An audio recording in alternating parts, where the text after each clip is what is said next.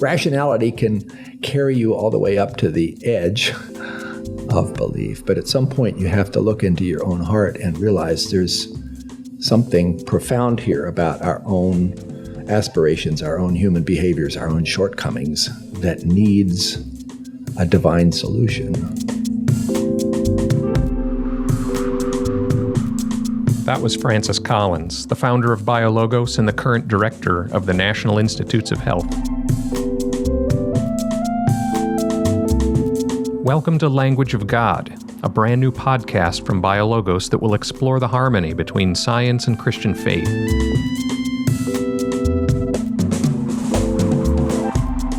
I'm Jim Stump, the senior editor at BioLogos, and I'm pleased to be joined in this episode by BioLogos President Deborah Haarsma.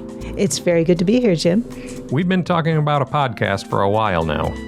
Oh, we're so excited to be entering the podcast world. People have been asking us for years for a podcast.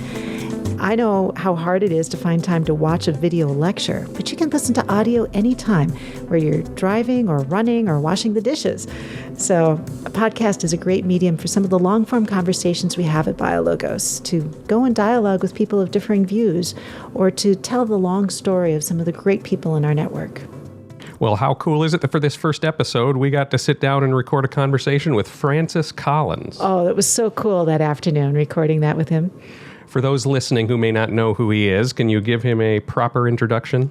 Well, sure. So Francis Collins is one of the top scientists in the world. He led the International Human Genome Project, which was the first group to sequence the entire human DNA instruction book back in 2003.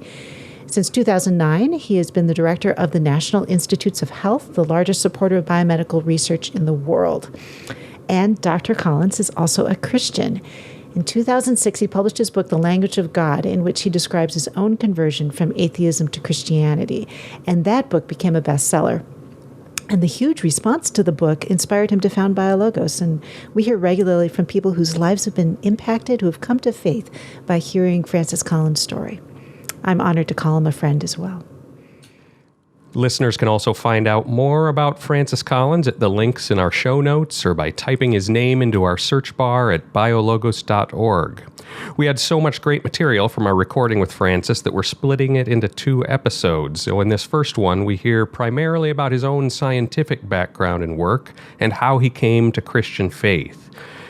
Deb, you've heard a lot of these stories before, but we also got some new things from him. Give the listeners a little taste of what to expect. Yeah, he talked about some very new science, new treatments for sickle cell anemia, and they're drawing on genetic engineering and using that along with some discoveries that Francis made decades ago about the genetic basis for the disease. And he said this disease is within 5 years of being cured.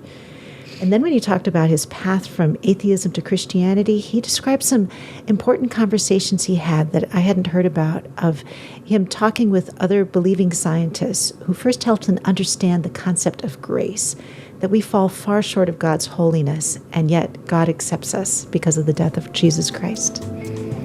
It really is his scientific excellence and humble Christian character that have inspired our work at BioLogos from the beginning. Yeah, that's very true. And of course, you can't talk to Francis long without music coming up. Yes, we got to sing with him that afternoon in his living room. Well, there's a teaser for the end of the episode. Let's get to the conversation.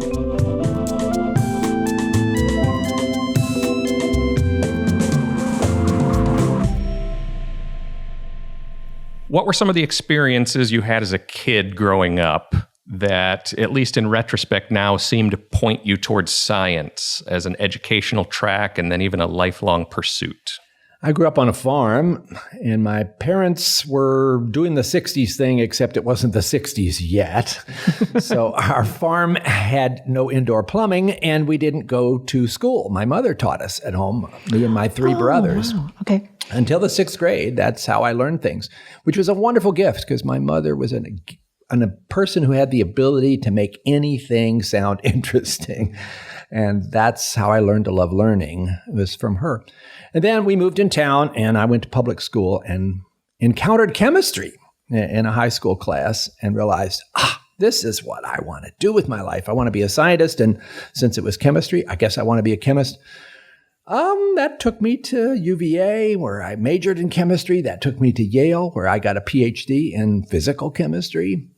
And I kind of ignored the things that were happening in biology because they seemed so messy. Well, they were. I had that experience too. Like, I thought biology was really messy and imprecise and wasn't interested. And I regret it now because I was going to say, Deb, you were in the same camp as me because you loved mathematics as I did and loved the laws of physics that were so elegant and beautiful. They are. But I realized somewhere almost halfway through my PhD that I'd missed out on something happening with life science. This was when recombinant DNA was just kind of being invented, and people were all abuzz about the fact that you could move pieces of DNA around, and maybe that would be a way to cure terrible diseases. This was all new to me, and I realized I need to learn more about this, and the more I learned, the more excited I got, and the more I realized it's probably calling to me as an alternative way to map out my own professional career. I was already married. I had a small child. I was a little bit in debt. Despite all of that, I decided to take a very large leap into a different pathway and apply to medical school. And somewhat to my surprise, I got in, and off I went to the University of North Carolina to learn about medicine and that kind of science. And very early in that process, genetics emerged as the perfect way to put together this mathematical digital part of my brain with the part that wanted to understand life and wanted to be able to do something with science that directly benefited people. So by the time I was 2 or 3 months into medical school, I knew I wanted to be a medical geneticist, although I wasn't quite sure what that was. And there weren't too many people around me who were sure either, but somehow it had to make sense. Maybe somehow in my lifetime that might turn out to be relevant to medicine. Most people thought probably not, but worth a try. Did you have any inkling then of how far genetics would progress during your lifetime to see the kind of genomic medicine that's going on today? Was that even imagined? No, absolutely not. The idea that we might actually read out all of the letters of a human DNA instruction book, the genome, in my lifetime, when nobody even dared to think about that. At that point, you could get a PhD for getting 1 or 2 letters of the DNA code and thinking you had it right. We had so far to go to contemplate it actually being applicable to medicine. Most of what genetics had to offer at that point was cytogenetics, where you could look at chromosomes under the microscope. We had figured out that things like Down syndrome were due to an extra chromosome. But that was sort of kind of it. So you might be able then, as a geneticist, to study people's family history and make a prediction about whether a particular disease was going to happen or not, Huntington's disease or cystic fibrosis or sickle cell disease. But you were like the bookie in Las Vegas. You were sort of guessing the odds. You weren't really knowing whether it was going to happen or not. And you certainly weren't the fixer where you might do something about it and actually help somebody who had one of these genetic diseases. That was way out of reach. Perhaps another example of that has to do with what you say was your first published paper after medical school on fetal hemoglobin, which, as I understand it, is some of the basis of sickle cell anemia. Yes. And now there is work going on at NIH that looks as though there may be a cure for sickle cell anemia. This is so exciting. Yeah, after I finished medical school, did an internal medicine residency, and then did a fellowship in medical genetics, I had to come up with a research plan, and I worked on this question of how it is that some people with sickle cell disease have very mild symptoms and others have a severe, lifelong, horrible experience. It turns out that people with the mild disease keep a certain protein called fetal hemoglobin on as adults, whereas most of us turn that off. It's very useful during fetal life, and then you shift from fetal to adult during your first year. But some people, rare people, don't. And if they happen to also have sickle cell disease, it helps them a lot. So I studied a family that had what called hereditary persistence of fetal hemoglobin. And I found a single DNA letter that was responsible. It was the first time somebody had found a genetic mutation that was not in the protein coding part of the gene. It was in the regulatory part. So it changed whether that gene was on or off. And now here we are, 35 years later. It has now become possible to, using gene editing, take out the bone marrow of somebody who has sickle cell disease, create that very same spelling change using CRISPR-Cas, which is this wonderful gene editing system, expand those cells, give them back, and provide a cure for sickle cell disease. It took a long time to get here, but this is one of the most exciting things that's happening right now. We are going to see sickle cell disease cured in the next 5 years.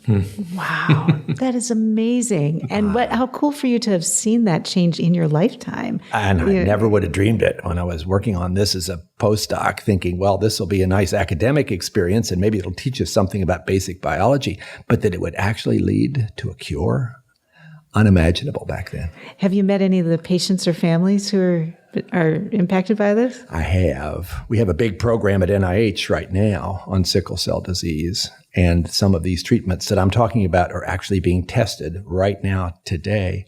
And we are seeing people, after going through a pretty tough experience with the steps that it takes to get there, basically walking away saying, I'm a new person. I haven't had a crisis now for months. One person who is really very much in bad shape is now becoming a champion in jiu-jitsu. Now, that's quite a transformation in somebody's life pathway on the basis of these kinds of genetic therapeutic approaches. And that is a dream come true. Oh, yeah. Let's rewind a little bit to Human Genome Project then. Yeah. So you're this researcher, minding your own business, working on what other kinds of problems or scientific questions? Yeah, after I finally got through all this training, I ended up at Michigan on the faculty teaching medical students and doing research. And the big project in my lab became cystic fibrosis, to try to find the cause of that relatively common genetic disorder, which at that point was associated with survival only to your teens. And I saw patients with cystic fibrosis and longed to understand what the cause was. And we really didn't know anything other than it's inherited. It's what you call recessive in terms of the risks. So if a parent has had an affected child, the next child has 1 chance in 4 of being affected also. So this was a big mystery that needed to be solved. There was no genome project at that point, and our ability to travel around the 6 billion letters of the human genome was pretty rudimentary, but I invented a way to go faster, to jump from one part to the next instead of having to walk. And that turned out to be useful when you knew you were in the neighborhood of the gene, but you wanted to find it in less than 20 years. Jumping could really help you. So my lab paired up with another wonderful investigator in Toronto, Lapchi Choi. We were kind of competing at first on cystic fibrosis, and then we decided, oh, come on, let's just work together on this. This is too important. So we merged our labs, and there were a lot of driving up and down the road between Toronto and Ann Arbor. And in 1989, we got the answer. We found it. And it was very subtle, just 3 letters of the DNA code that were deleted in people who had cystic fibrosis. But that was it. That was a big sort of proof of principle that you really could solve these mysteries of the thousands of genetic diseases that were still waiting for those kinds of answers. So it got everybody pretty jazzed. And I'm happy to say, now looking back on it, that was 30 years ago.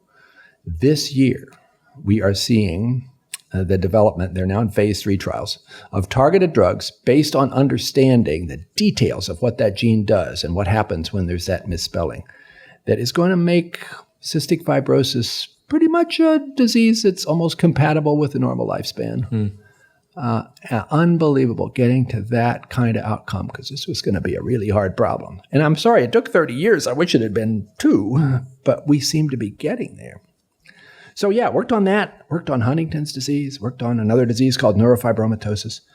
But it was so clear to me if you really wanted to scale this, where you didn't just do one disease hunt at a time, but you could actually tackle hundreds of them, you had to have a database of the genome. You had to be able to have a reference DNA sequence of all those letters on your computer so you could find what you're looking for in much quicker and more efficient ways, so that every graduate student could do what it took 2 major labs 5 years to do to find cystic fibrosis. Because you didn't have internet back then. No, fax machines.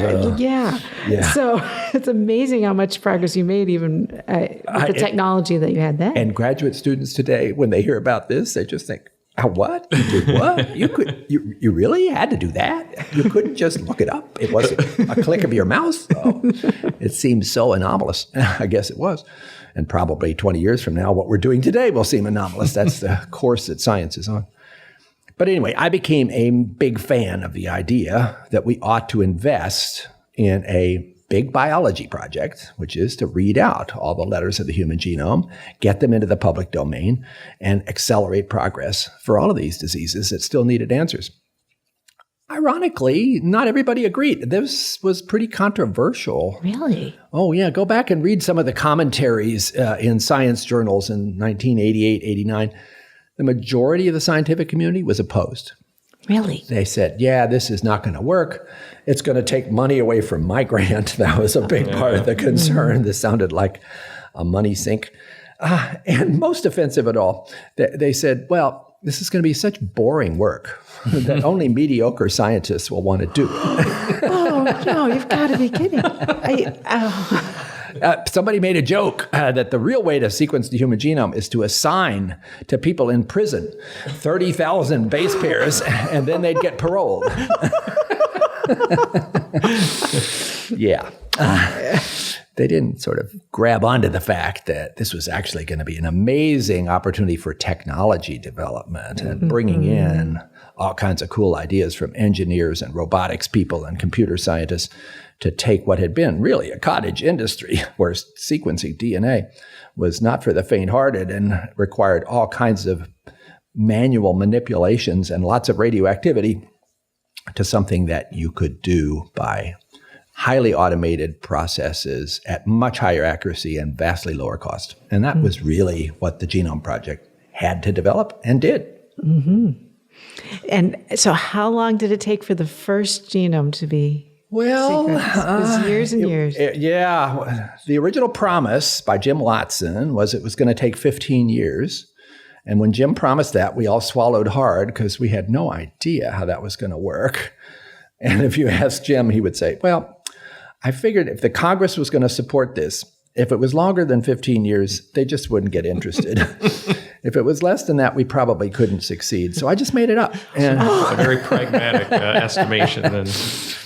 So happily, since I'm the guy that got asked to lead the enterprise in 1993, we did get done, not in 15 years. We got done in 13 years, 2 years ahead of schedule. And there had been a budget that had been estimated, and we came in $400 million under that. Whoa, that shocked everybody in Washington, D.C. $400 million on a budget, total budget of what? $3 billion. Of $3 billion. Yeah. So ahead of schedule, under budget. Wow. How often does that happen? And how long and how much does it cost to make a sequence of genome now? Oh, today. Right. So we have that 3 billion number. Now, if I wanted to get your genome sequenced today, first of all, I could do it in 24 hours. And it would cost $850. Oh, man. And that's going to keep going down. That's on the way down. I think we'll be to the $100 genome in the next 5 or 6 years. There'll be an app on your iPhone to drop some saliva. And probably most of us will want to have that information as part of our medical record because it could be really valuable in helping make the right decision when you get sick. Is this the right diagnosis? Is this the right drug? All those things that the genome can inform. And we're all different. And a lot of that's reflected in our genomes. And having that information accessible and usable for medical decision making is going to be really powerful. Any guesses as to where genomic medicine will be in another 20 or 30 years? Well, we're right now invested in a major project to try to answer that question because we do believe this ought to have considerable value for personal medical care, both in terms of prevention and in terms of treatment of illness. But we don't have all of the data necessary to prove that. So we're in the process of enrolling no less than 1 million Americans in a project called All of Us, a highly diverse group across the country with lots of racial and ethnic and socioeconomic diversity, and asking those million people to be our partners in answering your question by making available their electronic health records, by answering lots of questionnaires about themselves, and by having their genome sequenced, and also lots of other lab measures. And then this isn't a one-time deal. This is following those folks for years and years, probably decades, to see what happens. That's the kind of data we need to say, how could you use this information to stay healthy? We're going to have, I think, as a result of that, a transformation of medicine that you will all benefit from. It will not happen overnight. This is a 10 or 15-year process before you really begin to have the evidence to know how to implement what we call precision medicine, where it's not one size fits all anymore. It's like, what's going to be right for you? I long for the day. Yeah.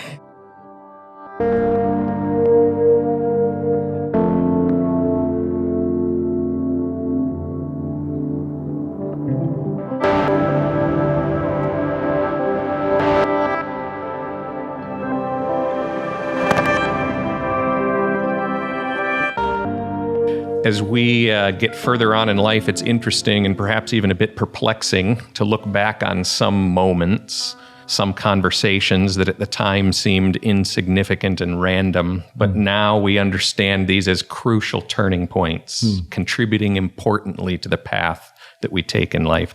There were a couple of those for you during medical school, and we'd like to hear you talk and reflect on. First is the patient who posed a question that caused you to really think hard about faith. Can you tell us that story? Oh, I can see her in my mind's eye right now. I went to medical school as an atheist and avoided discussions about faith and avoided medical school colleagues who were believers who wanted to talk to me about their faith. It's like, oh, don't sit with that person at lunch. Because it all made me very uncomfortable. And I had no grounding in religion other than having been sent to church to learn music, which I learned, but I didn't learn the rest of it at all. Thought it was a lot of hocus pocus. But as a third-year medical student, you find yourself sitting at the bedside of people who are facing serious illness, and in many instances, illnesses that the medical care system had no answers for. And so I got quite affected by that and watched these good North Carolina people facing the end of their lives and wondered what I would do. And a particular patient that I was assigned to was a grandmotherly, lovely woman from rural North Carolina, had terrible advanced cardiac disease and daily episodes of crushing chest pain, which none of our medicines were helping much. And at the end of one of those pains where she was finally coming out of it, and she was talking about how her faith saw her through and she knew her life was not going to last much longer, but Jesus was there with her.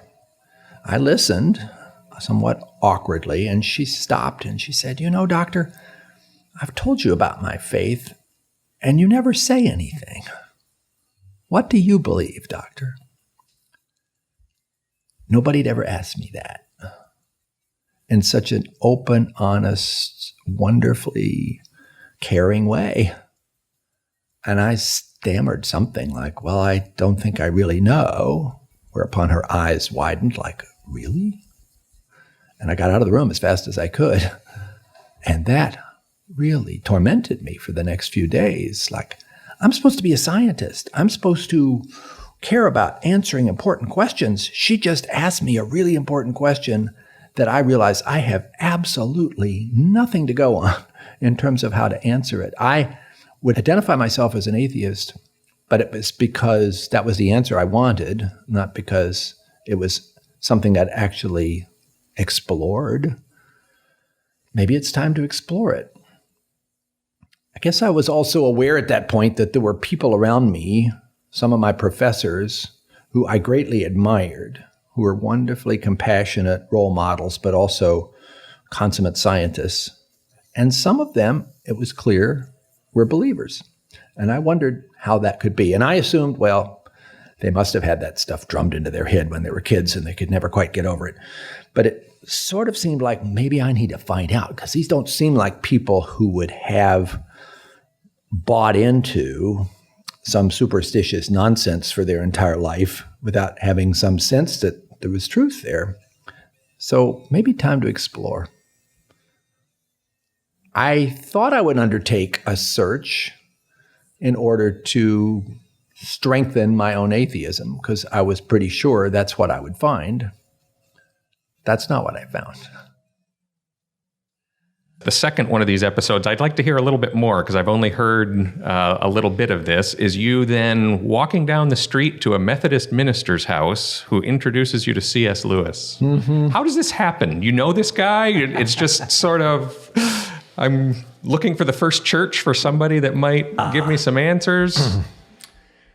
So at this point, I lived on Old Hillsborough Road in Carrboro, North Carolina. And down the street was the Carrboro United Methodist Church. And the pastor lived in a house a couple doors away from that. My wife had visited his church once and said she thought this seemed like an approachable guy.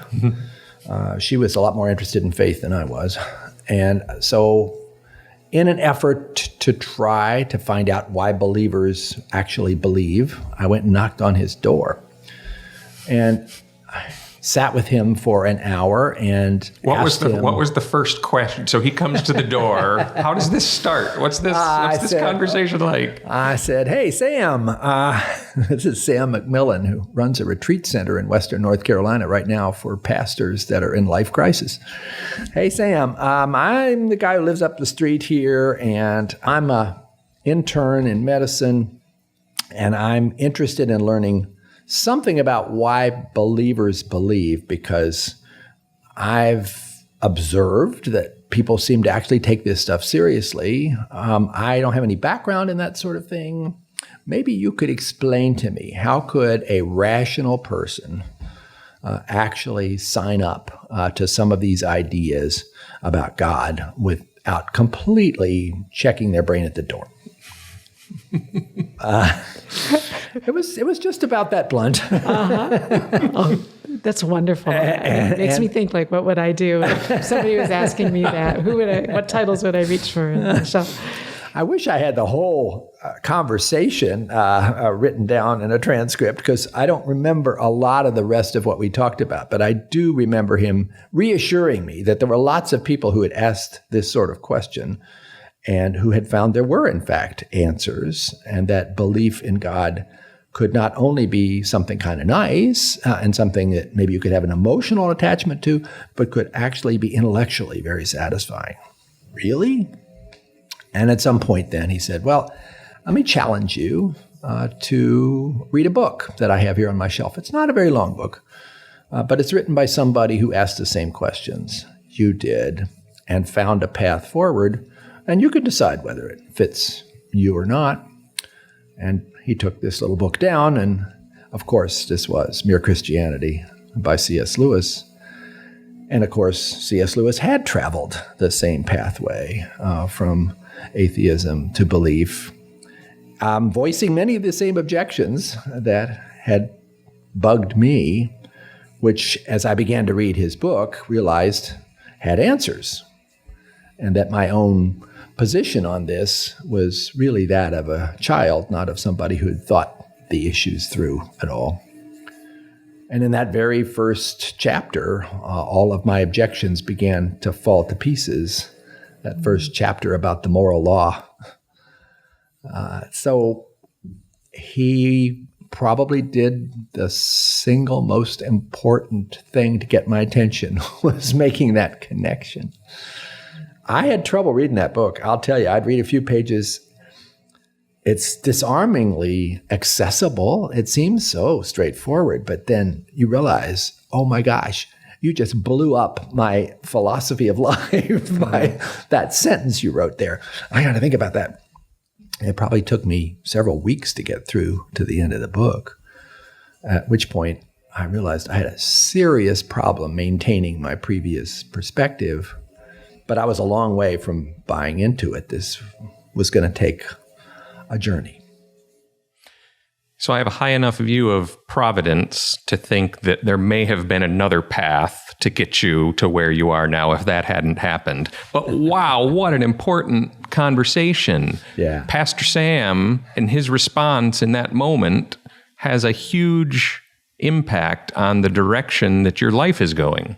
Yes, he did. And so I began to visit his church and listen to his views from the pulpit about what God is all about, and this idea that God is not a harsh judge that's out to catch you, but that God is about love. Sam's favorite verse, John 10:10, I came that they might have life and have it abundantly. The words of Jesus. Really? Really? Wow, that's not the way I'd heard Christianity described. And Sam helped me through all those things. As did a few of my professors who I did finally go and say, hey, I hear you believe in God, and I'm trying to figure out what I think. Tell me how you got there. A particular professor of medicine talked to me about his own recognition of the concept of grace. And that was really a moment of realization, both about what grace is and how badly all of us, including me, are in need of it. Because I was at this point of beginning to realize that there might be a God, and God is, if there, the author of what we think of as good and evil, and that God is therefore representative of what is wonderful and holy, and I'm not. Just as God is beginning to emerge as a possibility, my own shortcomings and my incredible distance from what God probably wants me to be is emerging as a really discouraging kind of part of all this. And then Hank Lassane, my medicine professor, teaches me about grace. Oh. And that maybe was the moment where the Christian view of who God is began to make special sense. Because I was wrestling all through this time with, well, what about all those other world religions? And I should probably avoid becoming a Christian because it's the obvious answer for somebody who's growing up in the United States of America. So let me try to be something else. And I saw those world religions having an awful lot of similarities, but also this profound difference, the person of Jesus Christ and the meaning of the resurrection, which grace all kind of connected with, helping me see, yes, I am so far short of what I should be. And if God is holy, how could God possibly accept me? Oh, because of Jesus, because of that death on the cross. That makes up for everything that I'm doing that's wrong and all the things I should be doing that I'm not. That's grace. That doesn't allow me to give myself permission to continue in all those awful things, but I know I'm going to mess up, and here is grace as a solution. That was pretty profound. That's amazing. I had heard more about the intellectual side of your journey, reading Mere Christianity, but that conviction of how we need God's grace and how amazing that is, that the Lord of the universe, holy as he is willing to forgive us. I can't imagine getting to this point without having gone through that stage. Rationality can carry you all the way up to the edge of belief, but at some point you have to look into your own heart and realize there's something profound here about our own aspirations, our own human behaviors, our own shortcomings that needs a divine solution. And that steps you into a different kind of discussion, which is more theological than intellectual, although they can be both. There's a story in your book about you volunteering as a doctor in West Africa. Can you tell us about that?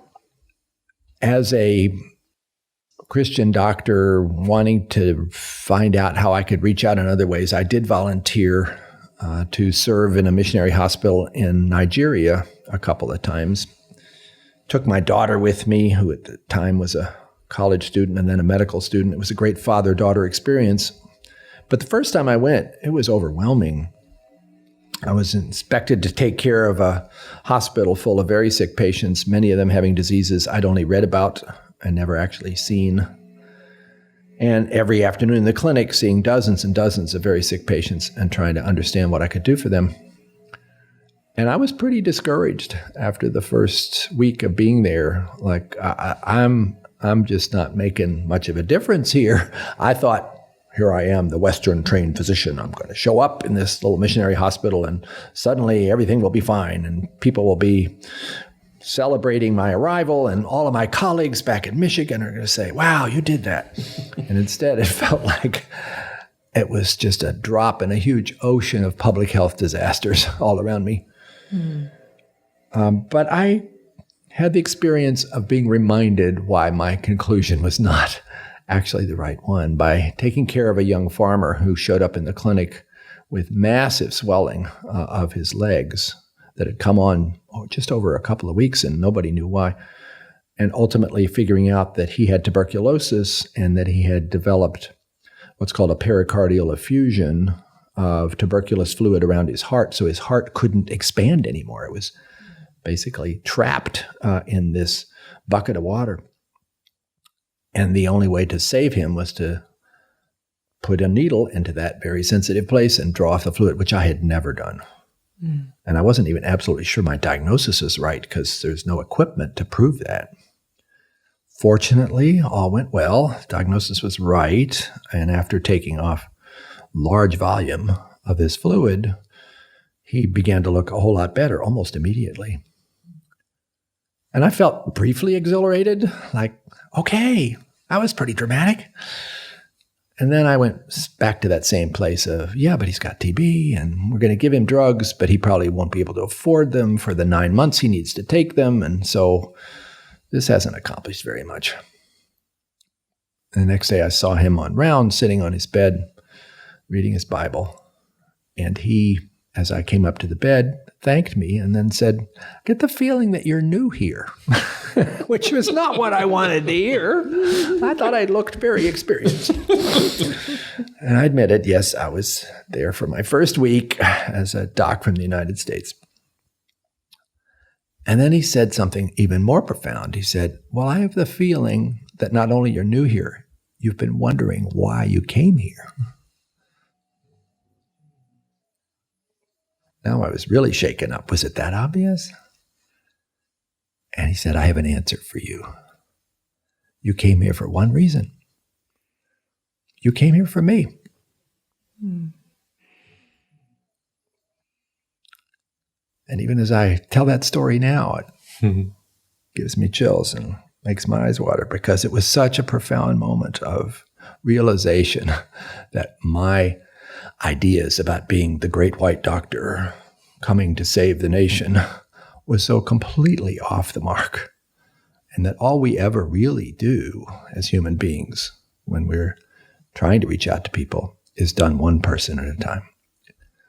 And for that moment, this Nigerian farmer who could not be more different from me in culture and experience than I was taught me a lesson.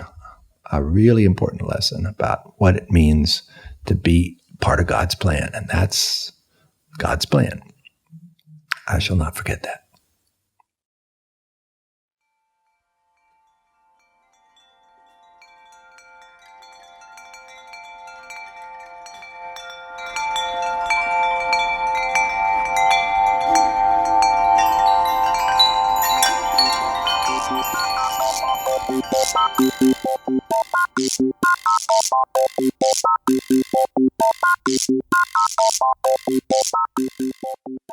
So philosophers have this nasty habit of trying to make things more complicated and obfuscate rather than clearing things up. Are you about to do that?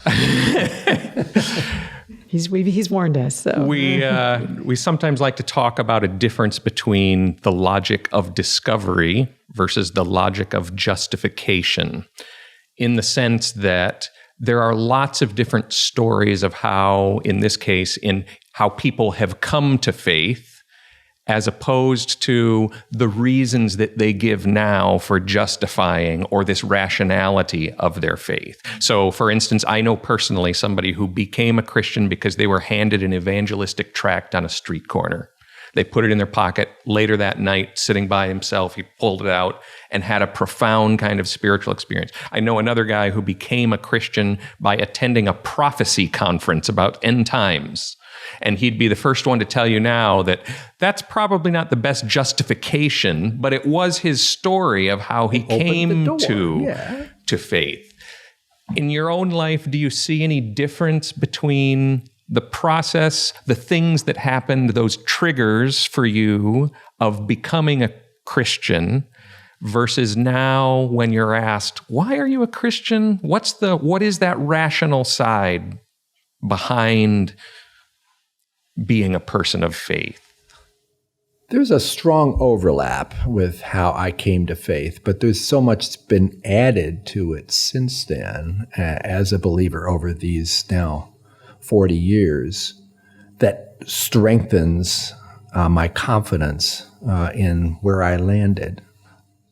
Being clear, of course, that all of us, if we're honest, have doubts about where we've landed. I do too. But certainly, I mean, look at the science evidence. I had not heard about this incredibly compelling story about the fine-tuning of the universe until after I became a Christian.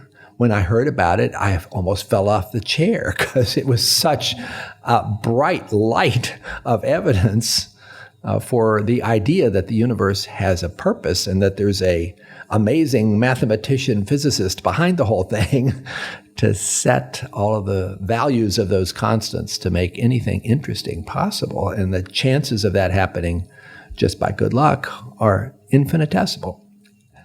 That's a pretty compelling case to add to what I now think of as sort of this foundation. I don't think I had really thought until after I became a Christian about this really fundamental question about why science works. Why does the nature of things follow beautiful mathematical equations that I was so in love with when I was an atheist graduate student studying quantum mechanics?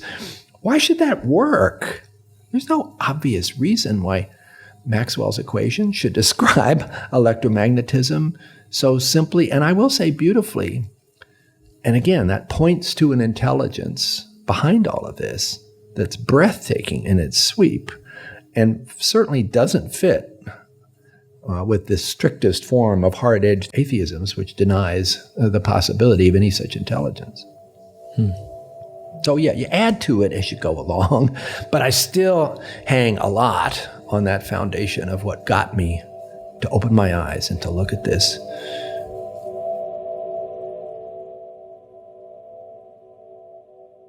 What's been the place of music in your life? Music has always been a critical part of experience for me, in part because it's a great way to unwind, maybe more importantly, because it feels like a way to get in touch with the more spiritual parts of myself when I spend a lot of my time very much focused on evidence and facts and graphs and experiments.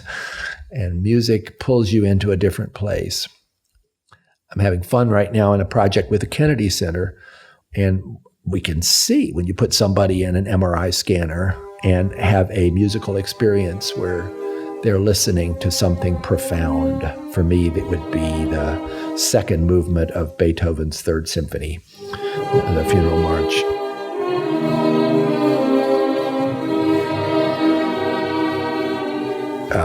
I always get this remarkable whole body experience of a chill when that happens.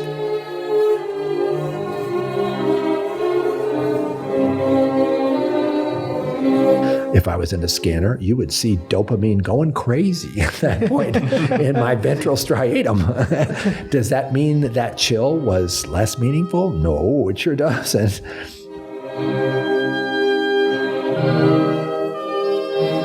But it will help us in medical ways, and it will, in non-medical ways, shed light on the essence of a lot of who we are.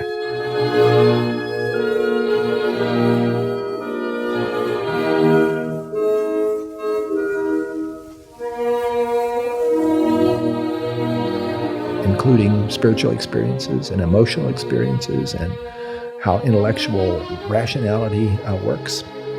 I hope we're ready for that. I think we should be. I think it'll be fascinating.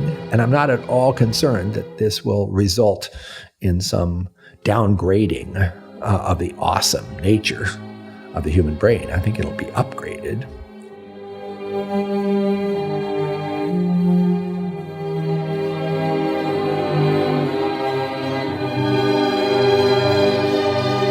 Music also is a wonderful way to bring people together, whether it's worshiping together at a BioLogos meeting in New York, or whether it's a music party that Diane and I will have, and Deb has been to one of these right here in our house, where 50 or 60 people just get together to sing for 3 or 4 hours.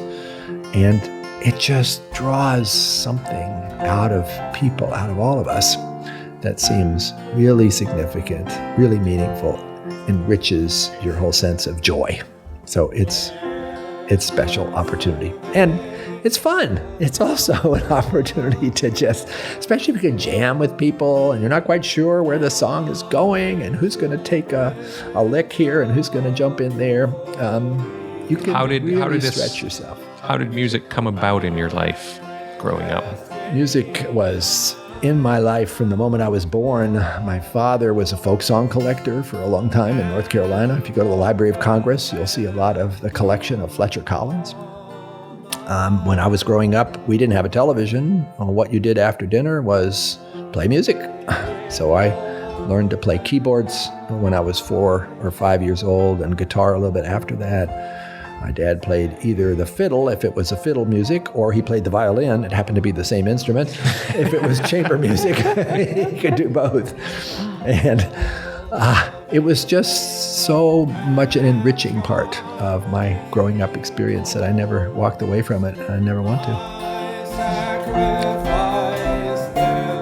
You graciously sat here and answered everything we've thrown at you. Oh, thank you for And it was telling all those. really appropriate and wonderful. And Well, okay, so small talk, pardon for sin. Okay, I'll give the little bit of intro again.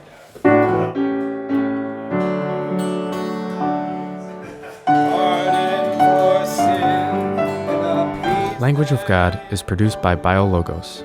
It has been funded in part by the John Templeton Foundation and more than 300 individuals who donated to our crowdfunding campaign. Language of God is produced and mixed by Colin Hugerwerf, with additional production assistance by TruthWorks Media. Beethoven's Funeral March was recorded by Boston Symphony Orchestra. Our theme song is by Breakmaster Cylinder. We are produced out of the BioLogos offices in Grand Rapids, Michigan. If you have questions or want to join in a conversation about this episode, find the link in the show notes for the BioLogos forum. Find more episodes of Language of God on your favorite podcast app or at our website, biologos.org, where you'll also find tons of great articles and resources on faith and science. Finally, if you're enjoying the show and want to help us out, leave a review on iTunes. We love hearing from you, and it helps other people find the show. Thanks.